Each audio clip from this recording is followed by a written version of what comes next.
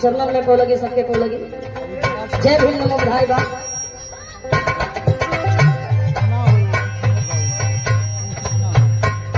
और ये हमारे राम करण भैया की ओर से ये चिट्ठी आई बा, परिवार बदे संदेशा ये पर लिखल गई बा। रामकरण भैया का भतीजा सुनील जय साहब और विकास जय साहब, मिथिलेश मास्टर, भाई नाम जरूरी है सबके जय भीम, नमो बुधाई बा।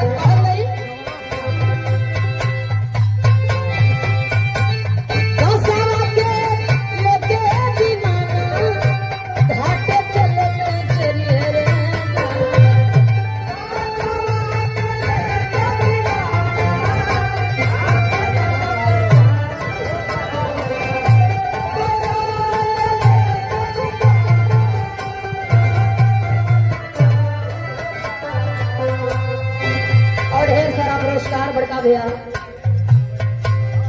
Shivansh live music recording studio, ग्राम post Tawan Belthara road Ballia, proprietor महोदय देवेंद्र कुमार राजभर जी मास्टर साहब आप द्वारा सादर पुरस्कार देकर के सम्मान किया गया। जय भीम, नमो बुधाई बा।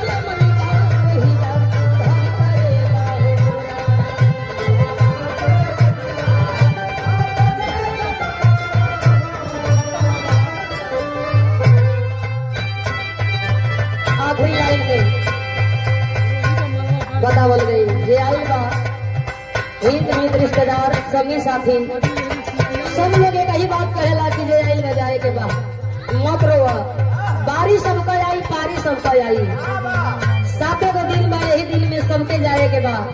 कब जाए के बा कहूँ जाना तो नहीं, लेकिन जाए के बा कैसे हित मित जे भी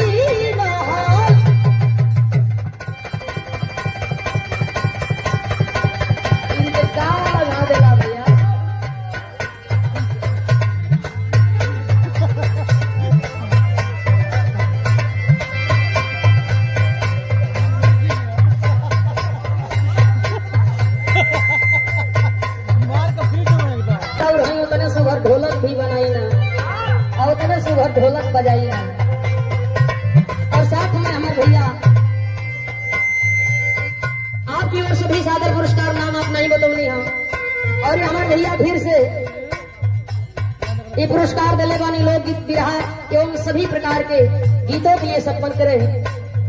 Shivansh live music recording studio, ग्राम post Tawan Belthara road Ballia, Devendra Kumar Rajbhar master साहब की देख रेख में सभी तरह का गीत रिकॉर्ड होले जेके आवश्यकता होते तो हमारे देवेंद्र भैया से आप लोग संपर्क कर जाइए, आप गीत रिकॉर्ड करावल जाइए। वैसे तो चैनल कैमरा घरे घरे हो गई बा।